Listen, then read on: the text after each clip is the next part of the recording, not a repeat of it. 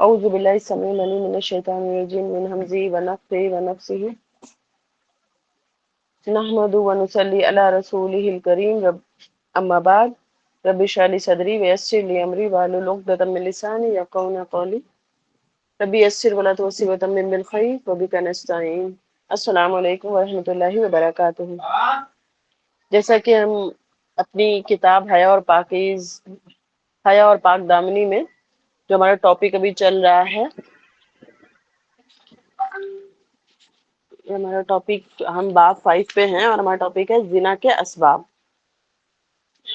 تو کل ہم نے کچھ اگزامپل پڑھے تھے، اب ہم آگے اس کو شروع کرتے ہیں۔ میں کچھ حدیث کے ساتھ شروع کرنا چاہوں گی جو عورت سے ریلیٹڈ ہے۔ اسلام میں عورت اور مرد دونوں کو روحانی طور پر برابر درجہ حاصل ہے۔ فضیلت یا برتری کا معیار صرف تقوی ہے، یہاں پر جینڈر میٹر نہیں کرتا۔ ماں کے روپ میں عورت کو خاص مقام حاصل ہے اور عزت بھی حاصل ہے، جہاں ایک مشہور حدیث کے مطابق ماں کا حق ماں باپ سے 3 گنا زیادہ ہے۔ یہاں پر ہم کچھ اور حدیث شیئر کرنا چاہیں گے۔ ہماری حدیث ہے جیسے نبی کریم صلی اللہ علیہ وسلم نے فرمایا کہ دنیا شرم میوٹ کر لو اپنے دنیا کی پونجی یعنی فائدہ اٹھانے کی چیز ہے۔ شافی اپنا میوٹ کر لو۔ ایک منٹ، سوری۔ نبی کریم صلی اللہ علیہ وسلم نے فرمایا، یہ حدیث ہے مسلم کی حدیث نمبر 1467، کہ دنیا کی پونجی یعنی فائدہ اٹھانے کی چیز ایک پونجی یعنی فائدہ اٹھانے کی چیز ہے، اور دنیا کی سب سے بہترین پونجی ایک نیک عورت ہے۔ نیک عورت اور اس کی خوبیوں سے متعلق اسلام میں اور بھی بہت سی اہم حدیثیں ہیں، پیاری پیاری حدیثیں ہیں۔ کچھ حدیثوں میں سے میں 2 آپ لوگوں کے ساتھ شیئر کرنا چاہوں گی۔ پہلی، نبی کریم صلی اللہ علیہ وسلم نے فرمایا کسی عورت سے نکاح 4 چیزوں کی وجہ سے کیا جاتا ہے۔ اس میں سب سے پہلا ہے مال یعنی ویلتھ، اس کا خاندان، اس کی خوبصورتی اور اس کا دین یعنی ریلیجن، اور تم دین والی عورت کو چن کر کامیاب ہو جاؤ۔ یہ صحیح بخاری اور مسلم میں ہے۔ صحیح بخاری نمبر ہے 5090 اور مسلم کا نمبر ہے 1466۔ اور اسی کے ساتھ ایمان کو لے کر کے نبی کریم صلی اللہ علیہ وسلم نے فرمایا کسی مومن بندے کو تقوی کے بعد نیک عورت سے بہتر کوئی نعمت نہیں ملی، اور یہ سنن ابن ماجہ کی حدیث 1857 ہے۔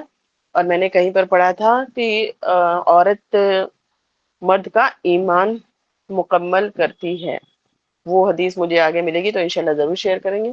چلیں پھر ہم اپنے ٹاپک کی طرف چلتے ہیں، اور آج ہم بڑھیں گے سجا اور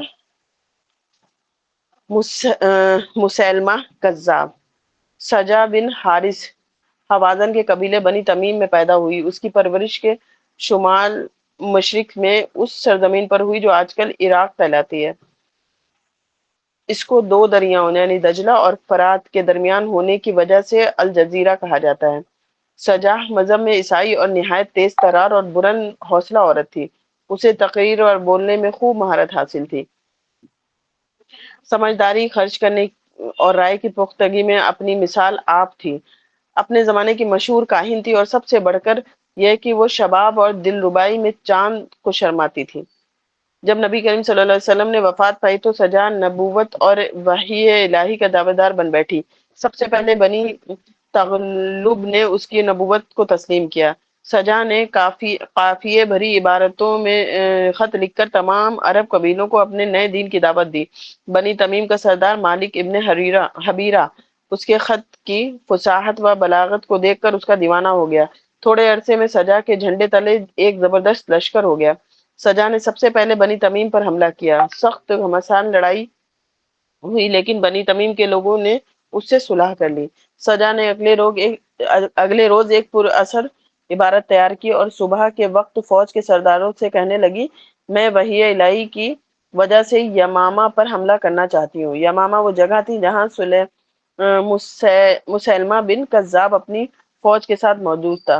جب مسیلمہ کذاب کو سجا کے آنے کی خبر ملی تو اس نے عیاری و مکاری سے کام لیا۔ اپنے لوگوں کو قیمتی تحفے وغیرہ دے کر سجا کے پاس پیغام بھیجا کہ پہلے عرب کے سارے شہر آدھے ہمارے تھے، آدھے قریش کے، کیونکہ قریش نے اب بدعہدی کے لحاظ سے آدھے تمہارے سپرد کرتا ہوں۔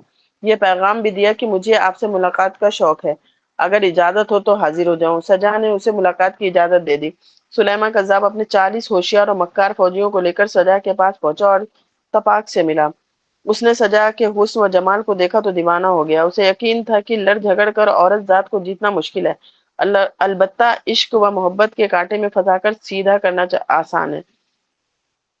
مسیلمہ نے سجا کی تعریفوں کے پل باندھ دیے اور درخواست پیش کی کہ آپ میری دعوت قبول کر کے میرے خیمے تک تشریف لے چلیں۔ وہاں ہم دونوں تنہائی میں ایک دوسرے سے بات کریں گے اور اپنی اپنی نبوت کا تذکرہ درمیان میں لائیں گے۔ سجا اپنی تعریفیں سن سن کر جوش مسرت میں پھولی نہیں سماتی تھی۔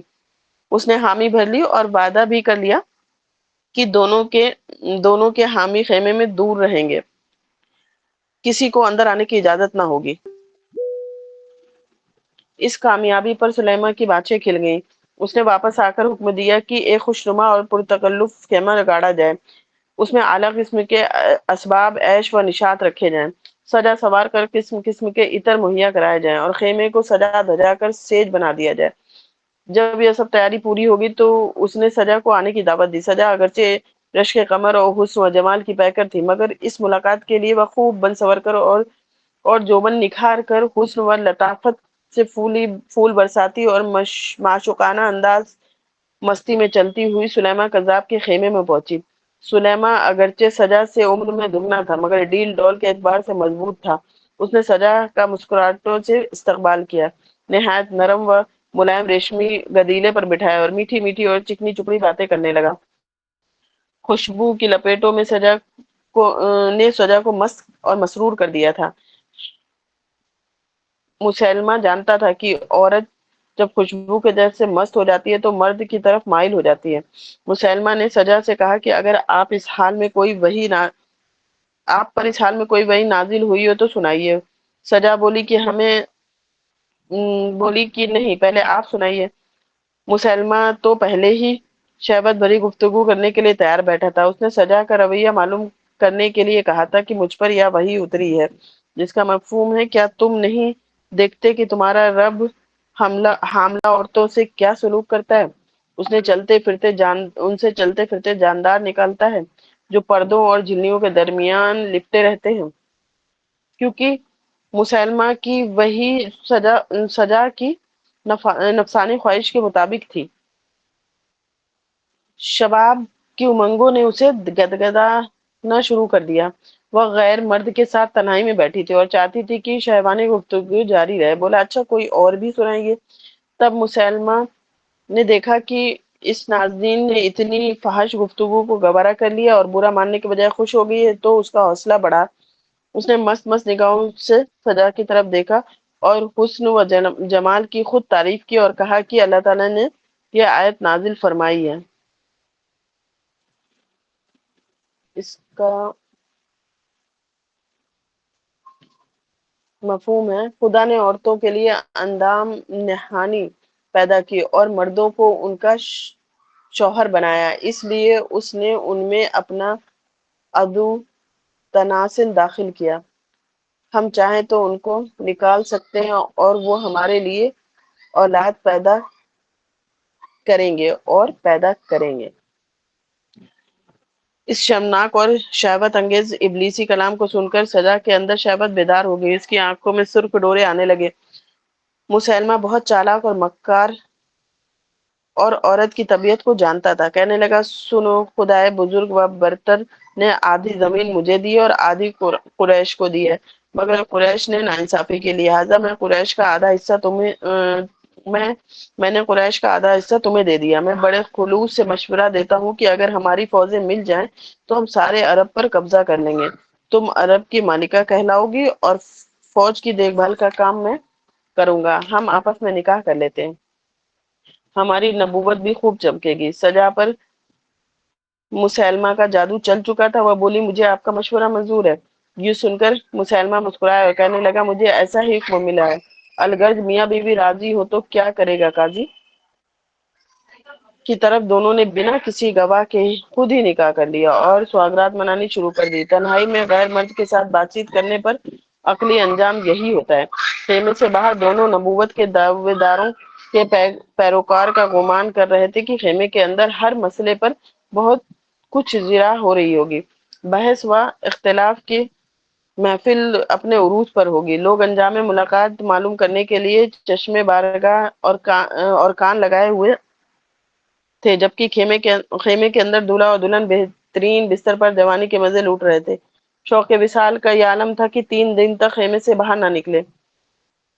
مسلمہ نے جب جی بھر کر سجا سے نفسانی خواہش پوری کی اور ارمان بھرے دل کی آرزویں پوری کی ہو گئی تو 3 دن میں اپنی نبوت کو خاک میں ملا کر اور مسلمہ کے ہاتھوں اپنی عزت لٹا کر شرمندگی میں ڈوبی ہوئی سجا لڑکھڑاتے قدموں سے چلتی ہوئی اپنے لشکر میں واپس آئی۔ اس کے سرداروں نے پوچھا کہ 3 دن کی مجلس کا کیا نتیجہ نکلا؟ کہنے لگی وہ بھی نبی وہ بھی نبی برحق ہے، میں نے ان کی نبوت کو تسلیم کرتے ہوئے نکاح کر لیا۔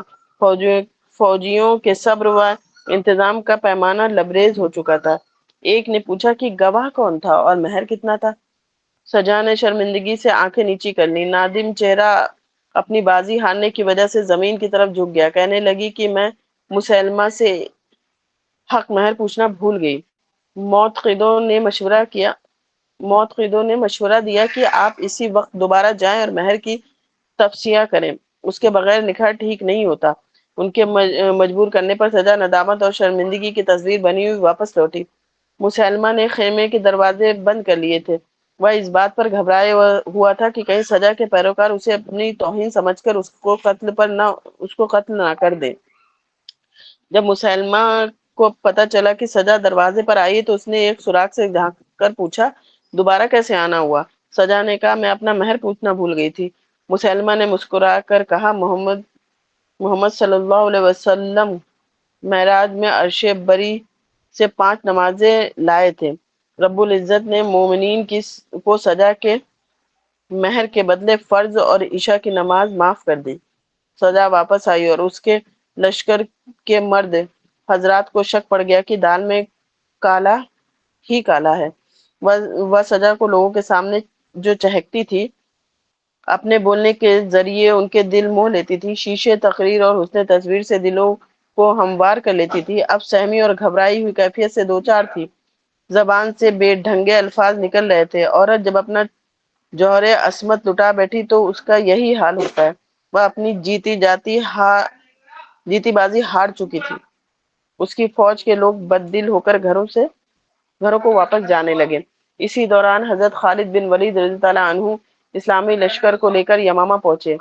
مسلمہ قتل ہوا، سجا نے بھاگ کر جان بچائی اور زنجیروں میں آ کر مقیم ہو گئی۔ نبوت کے دعوے سے توبہ کی اور اسلام قبول کر لیا۔ قبیلہ بنی تغلب نے اس کا ننیحالی رشتہ تھا، اس میں جا کر خاموشی کی زندگی گزارنے لگی۔ اس کے کہنے پر اس کی قوم نے اسلام قبول کر لیا تو وہ بصرہ منتقل ہو گئی اور نیکوکاروں اور پرہیزگاروں کو اپنا شکار بنا لیا۔ سیدنا امیر معاویہ رضی اللہ عنہ کے زمانے میں اس کی وفات ہوئی اور وہ ایک صحابی حضرت سمرہ بن جندب رضی اللہ عنہ نے اس کا جنازہ پڑھایا۔ اس پورے واقعے میں یہ بات کھل کر سامنے آئی کہ اگر سجا مسلمہ کذاب سے تنہائی میں ملنے والی غلطی نہ کرتی تو مسلمہ اس کی ماتحتی کو قبول کر لیتا۔ بوڑھے مرد نے تنہائی کا فائدہ اٹھا کر جوان لڑکی کی پوری زندگی کے لیے ناکارہ بنا دیا۔ اس کے ہاتھ ندامت اور شرمندگی کے سوا کچھ نہ آیا۔ چند لمحوں کی غلطی نے پوری زندگی کی عزت خاک میں ملا دی۔ سجا نے اس صدمے کی وجہ سے اسلام قبول کر لیا کیونکہ اسے اپنی اور مسلمہ کی حقیقت کا پتہ چل گیا تھا۔ احساس ندامت بھی اتنی عجیب نعمت ہے کہ اللہ رب العزت نے سجا کا انجام اچھا کر دیا۔ سچ ہے کہ توبہ کا دروازہ ہر وقت کھلا ہے، گناہگار جب چاہے اپنے رب کو منا لے۔ غیر محرم سے چھپی آشنائی یعنی دوستی کرنا۔ انسان کبھی کبھی ایسی غلطیاں کر بیٹھتا ہے جو پوری زندگی کے لیے دل کا روگ بن جاتی ہیں۔ ان غلطیوں میں سے ایک غلطی یہ ہے کہ عورت کسی نہ محرم مرد سے اپنی ذاتی معاملات میں باتیں کرنی شروع کر دے۔ اس کی ابتدا کتنے ہی خلوص پر کیوں نہ ہو، اس کا آخر ہمیشہ برا ہوتا ہے۔ کچھ لڑکیاں اپنے ماں باپ سے بات کرنے میں دشواری محسوس کرتی ہیں، نہ ہی کوئی ایسی بہن ہوتی ہے جو رازدار بن سکے، لہٰذا وہ اپنے کسی چچیرے بھائی سے یا سہیلی کے بھائی سے یا محلے دار لڑکے یا کلاس والوں سے بات کر بیٹھتی ہیں۔ مرد بڑی فراق دلی سے ان کی باتیں سنتا ہے، اس کی مدد کرتے ہیں، مگر ساتھ ہی ساتھ اس لڑکی میں دلچسپی لینا شروع کر دیتے ہیں۔ شروع میں دونوں کو اس میں کوئی برائی نظر نہیں آتی، لیکن وقت کے ساتھ ساتھ ہی دونوں ناجائز تعلقات کی صورت بن جاتی ہے دونوں کی۔ آج کل نوجوان لڑکے بھولی بھالی لڑکیوں کو جال میں پھنسانے اور ان کو دانا ڈالنے کی مہارت حاصل کر چکے ہیں۔ عموماً لڑکیاں اناڑی ہوتی ہیں، جبکہ لڑکے محبت کی پینگیں بڑھانے کا تجربہ حاصل کر چکے ہوتے ہیں، لہٰذا وہ ہر نئی لڑکی کو ایسی ترکیب سے قریب کرتے ہیں کہ عقل دنگ رہ جاتی ہے۔ اگر لڑکی انہیں دینی ذہن کی نظر آتی ہے تو اس سے نیکی اور نماز کی باتیں شروع کر دیتے ہیں۔ اس لڑکی سے کہتے ہیں کہ تمہاری وجہ سے میرے دل میں نیک بننے کا شوق پیدا ہو گیا ہے، مگر لڑکی کی طبیعت میں ہمدردی نظر آتی ہے تو اس کے سامنے اپنے والد کی سختی اور کڑوے پن یا اپنی بیوی کے کڑوا بولنے کا ایسا منظر پیش کرتے ہیں کہ لڑکی کو اس پر ترس آ جاتا ہے۔ وہ سوچتی ہے کہ اگر میں اس سے بات نہیں کروں گی تو یہ لڑکا کہیں خودکشی نہ کر لے۔ اگر لڑکی غریب نظر آتی ہے تو اس کو نوکری دلوانا یا اس کے پاؤں پر کھڑا ہونے کا مشورہ دیتے ہیں۔ اگر لڑکی نخرے والی ہے اور چنچل نظر آتی ہے تو اس کی جوتی اور کپڑوں کی تعریفیں کر کے پل باندھ دیتے ہیں۔ اس کے جسم سے ریح بھی خارج ہو تو کہتے ہیں واہ کیا گلاب کی خوشبو آ رہی ہے۔ کلر میچنگ کی تعریف کر کے اس کو قریب کر لیتے ہیں۔ جو لڑکی دیکھنے میں عام سی شکل و صورت رکھتی ہو تو اس سے کہتے ہیں تمہارے چہرے پر سادگی کا نور نظر آتا ہے۔ جو لڑکی عمر میں بڑی ہو جائے تو اس سے کہتے ہیں تمہارے چہرے پر بڑی معصومیت ہے۔ جو لڑکی بے وقوف نظر آئے تو اس کی عقل مندی کی خوب تعریفیں کرتے ہیں۔ جو لڑکی موٹی ہو تو اس سے کہتے ہیں تمہاری صحت مندی کا کیا راز ہے، ہمیں بھی بتائیں کہ آپ کون سے وٹامن استعمال کرتی ہیں۔ اگر کچھ اور سمجھ نہ آئے تو کہتے ہیں میرے دل میں آپ کا بڑا احترام ہے، آپ کی شرافت مجھے اچھی لگتی ہے۔ غرض کوئی نہ کوئی ایسی بات کرتے ہیں جو اس لڑکی کی دکھتی رکھ ہوتی ہے کہ وہ لڑکی محسوس کرے کہ مجھے بھی کوئی چاہنے والا ہے۔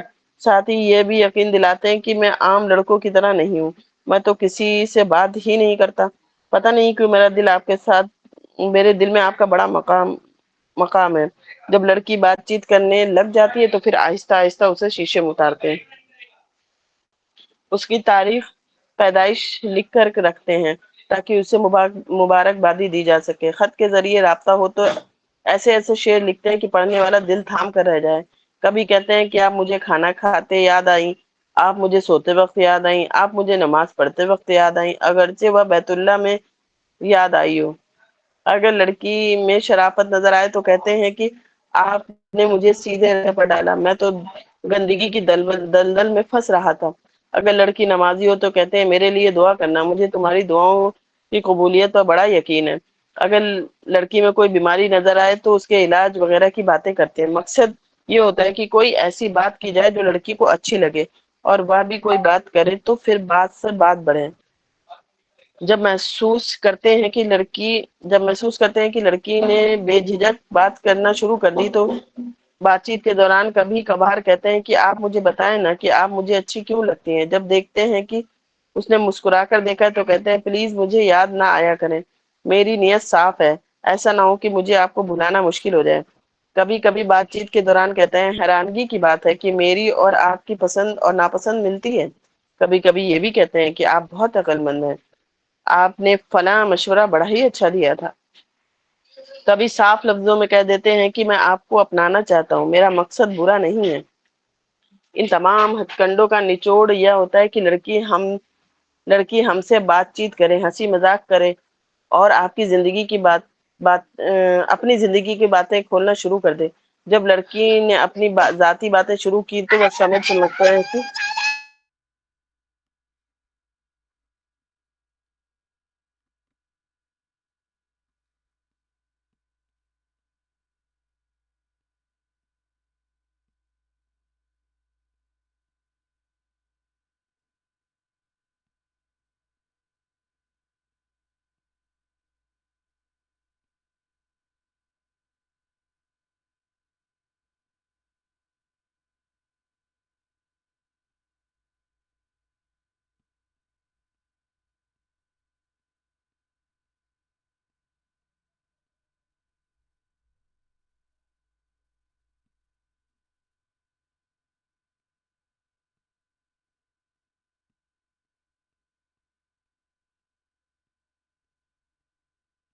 ذاتی باتیں شروع کی جب لڑکی نے اپنی ذاتی باتیں شروع کی تو وہ سمجھ لیتے ہیں کہ وہ پرندہ اب جال میں پھنس گیا۔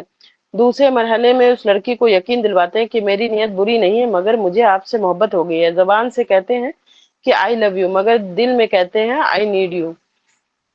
جب دیکھتے ہیں کہ اب ایک قدم اور آگے بڑھایا جا سکتا ہے تو وہ اس لڑکی کو اپنی فرضی اور جھوٹے عشق کی داستان سناتے ہیں۔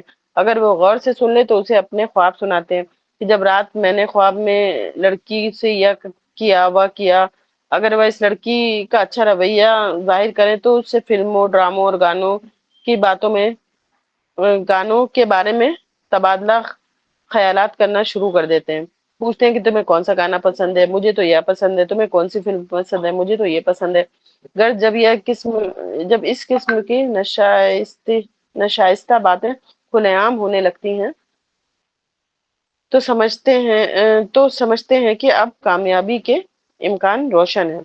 تیسرے مرحلے میں جب لڑکی سے کہتے ہیں کہ میرا دل چاہتا ہے کہ آپ کے پاس بیٹھ کر آمنے سامنے جی بھر کے باتیں کروں، میرے لیے کچھ اور موقع نکال لو۔ کبھی کہ کبھی کہتے ہیں میرا جی چاہتا ہے کہ سمندر کا کنارہ اور ہم دونوں باتیں کرتے کرتے دور چلے جائیں۔ گرمی کے موسم میں کہتے ہیں میرا جی چاہتا ہے کہ ٹھنڈی سڑک اور ہم دونوں ننگے پاؤں پر چلتے چلتے تھک جائیں تو اسی پر سو جائیں، چاہے کوئی ہمارے اوپر سے ٹرک ہی گزار دے۔ سردی کے موسم میں کہتے ہیں کہ میرا جی چاہتا ہے کہ ہم ایک چرپائی پر بیٹھے اور باتیں کرتے رہیں اور ہمارے ہاتھ پاؤں کمبل میں لپٹے ہوں۔ اگر لڑکی ایسی بات چیت سے خوشی خوشی سن لے تو سمجھتے ہیں کہ منزل قریب ہے۔ اور چوتھے مرحلے میں اس لڑکی سے تنہائی میں ملاقات کی خواہش ظاہر کرتے ہیں اور تھوڑی بات چیت کے بعد کہتے ہیں کہ تھوڑی دیر کے لیے گلے مل لو، ایک بار آنکھ کا بوسہ لینے دو، آئندہ کبھی ایسا نہیں کروں گا۔ اگر اجازت مل گئی تو ہر ملاقات میں کھلتے کھلتے آخری دن کر گزرتے ہیں۔ ایک آوارہ نوجوان نے توبہ کی تو اس نے یہ ساری رام کہانی سنائی۔ یہ بھی بتایا کہ ایک ایک وقت میں 5 5 6 6 لڑکیوں سے محبت چل رہی ہوتی ہے۔ ایک سے بات چیت کر کے فون بند کرتے ہیں، دوسری لڑکی کی کال آ جاتی ہے کہ آج میں آپ کے لیے بہت اداس ہوں۔ جب فون بند کرتے ہیں تو تیسری لڑکی کو کال کرتے ہیں کہ ہائے میں تو آج آپ سے بات چیت کرنے کے لیے ترس گیا۔ شیطانی کام کے لیے قدم قدم پر جھوٹی قسمیں کھاتے ہیں۔ مقصد صرف اور صرف لڑکی سے اپنی شہوت پوری کرنا ہوتا ہے، لیکن جس لڑکی سے ایک دفعہ شہوت پوری کر لیں اس سے کبھی شادی کے لیے تیار نہیں ہوتے۔ دل میں یہ بات ہوتی ہے کہ جو لڑکی کنوارے پن میں میرے ساتھ ناجائز تعلقات بنا سکتی ہے تو وہ میری بیوی بن گئی تو اوروں سے تعلقات کیوں نہیں جوڑے گی؟ لہذا اس پیار کو ختم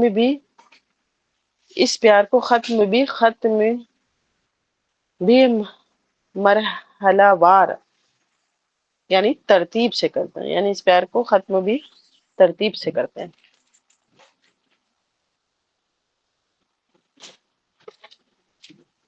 اور ان کے مرحلے پڑھ لیتے ہیں۔ نمبر 1، لڑکی سے اپنی نفساتی خواہش پوری کرو جتنا عرصہ بھی داؤں لگ سکے۔ جب لڑکی مجبور کرے کہ آپ میرے گھر اپنی والدہ کو رشتے کے لیے کیوں نہیں بھیجتے تو بہانے بناؤ۔ اگر لڑکی سمجھدار ہو تو پیچھے ہٹنے لگے تو اسے برائی کے لیے مجبور کرو۔ مرحلہ نمبر 2، لڑکی کو مجبور کر کے اسے خواہش پوری کرو۔ کبھی کہو میں گولیاں کھا لوں گا، پنکھے سے لٹک جاؤں گا، میں جیب میں تمہارے نام کا خط لکھ کر چھت سے چھلانگ لگا دوں گا، ورنہ تم مجھ سے ضرور ملو۔ اس طرح جتنا عرصہ گزر سکتا ہے گزار لو۔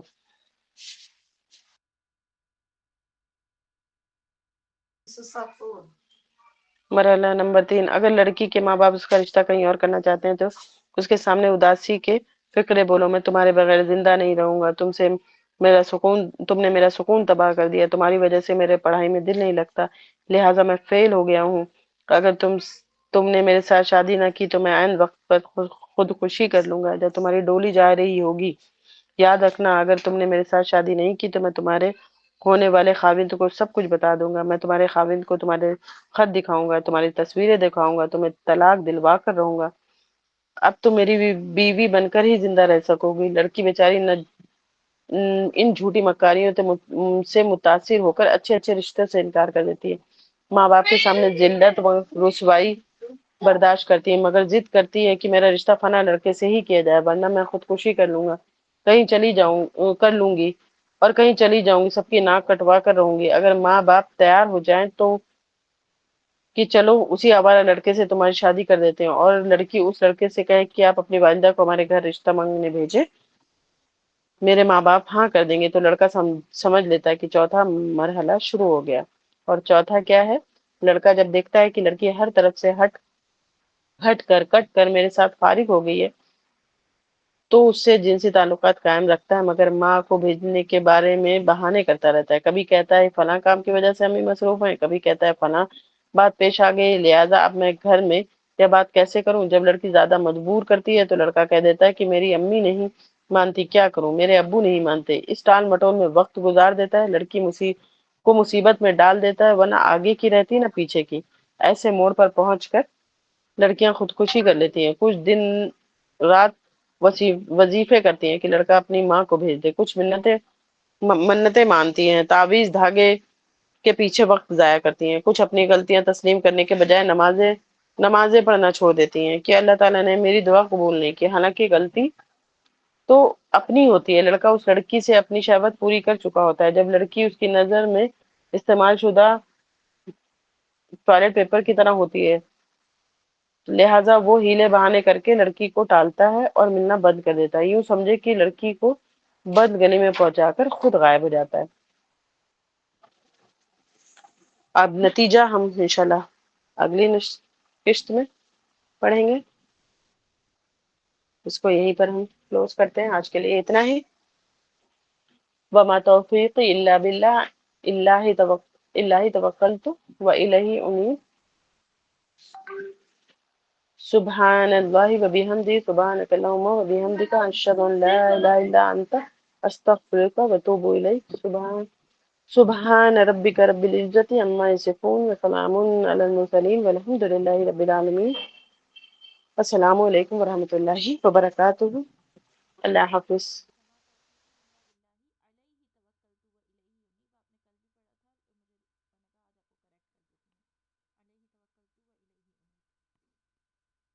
میں نے اس کو ہی دیکھا تھا لیکن وہاں پر یہ تو پھر